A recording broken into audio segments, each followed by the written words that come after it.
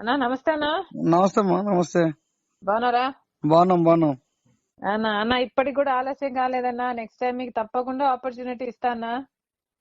ఏమ్మా మరిగా ఇప్పుడు కూడా మీకు పార్టీలో చాలా సముచితమైన స్థానం ఇస్తాము, మీకు గౌరవం ఇస్తాము.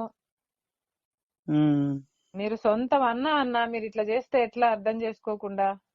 అన్నా నేనైతే మీకు ఇయ్యాలనే అనుకున్నానన్నా, కానీ రఘువీరారెడ్డి గారు ఆరకు సిపిఎం కి ఇచ్చేశారు. నేను మిమ్మల్ని అకామిడేట్ చెయ్యకుండా చేయాలని నా ఉద్దేశం మొదటి నుంచి కాదు. అట్లాంటిది మీకు అన్ని తెలిసి, నా గురించి కూడా తెలిసి, రాజశేఖర రెడ్డి బిడ్డ గురించి కూడా తెలిసి, నేనేదో డబ్బుల కోసమో మా టీం ఏదో డబ్బుల కోసమో బిల్లిబాబుని చేశామనేది వాస్తవం కాదు కదన్నా. మరి ఇట్లా ప్రచారం చేయడం కూడా కరెక్ట్ కాదు కదా. మీరు నేను ఏం ప్రసారం చేయలేదు మీ గురించి. ఏమో అన్న అసలు బాగలేదు అసలు బయట.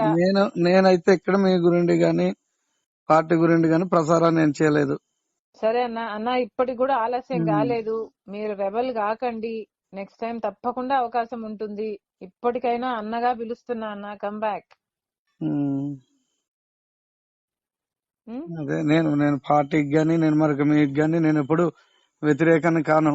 కానీ నాకు అన్యాయం జరిగింది ఆ రోజు. నేను కాదంటం లేదు అన్నా, నేను కాదంటం లేదు. కానీ జీవితంలో కొన్నిసార్లు ఇట్లాంటివి జరుగుతాయి.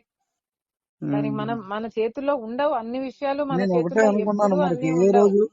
ఏ రోజు జెండా మోయన వాడికి, ఏ రోజు పార్టీలో లేని వాళ్ళకి ఇచ్చేయడం వల్ల నాకు అది మరొక విషయం ఏంటంటే, మీరు ఆ వేలాది జనాల ముందు మరొక ప్రకటన చేయకపోయినా బాగుండేది. నేను అక్కడ ప్రకటన చేయడం వల్ల నేను డిసప్పాయింట్ అయ్యాను. మా వాళ్ళు మరొక ఇది అయిపోయారు.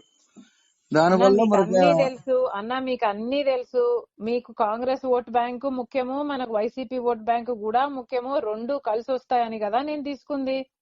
అవునవును. మరి మీరు అక్కడ నిర్ణయం అన్నది ఇప్పుడు నేను చూసాను. నేను తీసుకుంది ఎందుకు, మీకు ఇక్కడ కాకపోతే మీకు అక్కడ ఇద్దామనే కదా తీసుకున్నా నేను. మీకు తెలుసు కదా. అదే ఇప్పుడు నేను చూసాను. మీరు ప్రసారం చేసేది, మరి మీరు డైవర్స్ మీద మాట్లాడేది నేను చూసాను. మొన్న నా జనాల్ని చూస్తే 5 రెట్లు ఎక్కువ వచ్చారు నాకు.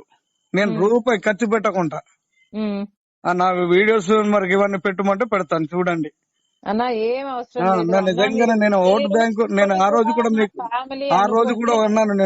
నేను ఓట్ బ్యాంక్ ఉన్నవాడిని, నాకు గ్రౌండ్ లెవెల్లో రిపోర్ట్ లేదు అనేసి అన్నారు. నేను నాకు గ్రౌండ్ లెవెల్లో నా రిపోర్ట్ ఏంటో, నేను 5 సంవత్సరాల నుండి మరొక చేసిన రిపోర్ట్ ఏంటో, నేను ఆయనకి రేపు మరొక ఎన్ని ఓట్లు వస్తాయి, నాకు ఎన్ని ఓట్లు వస్తాయి చూడండి. నేను దాని మీద అయితే నేను ఎక్కడ వెళ్ళాను. నేను కాంగ్రెస్ పార్టీకే ఉంటాను. నేను వేరే పార్టీకి నాకైతే ఇష్టం ఉండదు కూడా. మీరు ఇప్పుడు ఇండిపెండెంట్ గా పోటీ చేస్తే ఇంకా కాంగ్రెస్ పార్టీ గురించి మర్చిపోండి. మర్చిపోమంటే నేను మర్చిపోతాను. మర్చిపోండి. మీకు ఇప్పుడు మాత్రమే అవకాశం ఉంది మళ్ళీ కుటుంబంలోకి రావడానికి. ఇప్పుడు మాత్రమే అవకాశం ఉంది. మీరు రెబెల్ గా వేసుకున్నాక, మీరు పోటీ చేసినాక, కాంగ్రెస్ పార్టీకి డామేజ్ చేసినాక మళ్ళా మీరు కాంగ్రెస్ లోకి రావచ్చు అనుకోవడం.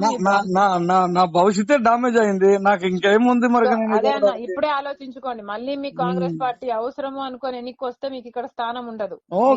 మంచిదే కదా. అదే అన్న, మీరు ఇప్పుడే ఆలోచించుకోండి. ఏమైనా మీరు ఇప్పుడే ఆలోచించుకోండి. అవునవును, సరే అన్న, మంచిదే. ఓకే.